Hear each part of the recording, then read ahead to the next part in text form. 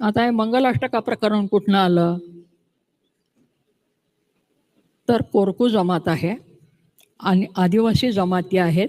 त्या आमचे एक मित्र गोविंद गारे नावाचे आदिवासी, आणि आदिवासी संस्था पुण्यामध्ये आहे मोठी.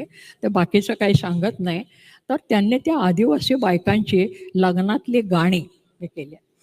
आता त्या लग्नातल्या गाण्याला धवलेरी, ती लग्न लावणारी बाई असते, ती म्हातारी असते, त्या टोळीमधली सगळ्यात म्हातारी, तिला धवलेरी म्हणायचं.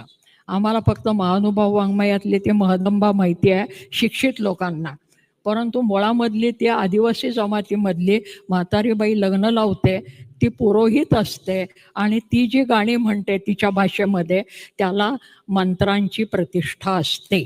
दुसरे मंत्र बिंत्र काही नसतात. अलीकडे जरा शिकलेली मुलं भट ब्राह्मणाला बोलवायला लागली लग्न लावायला, परंतु मुळामध्ये ती धवलेरीची गाणी आहेत.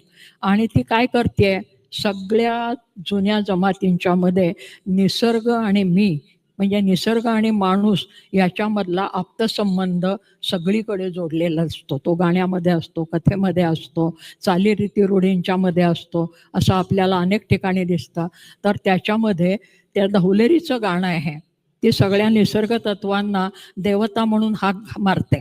आणि ती साधवते कशी, साथ कशी घालते, रुखिया देवा साविध रेवा, नदिया देवा साविध रेवा, सागर देवा साविध रेवा, कणसी देवा साविध रेवा, सूर्या देवा साविध रेवा, शुभमंगल सावधान.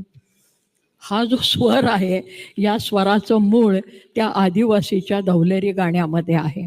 माझा मुद्दा आदिम ते अद्यतन.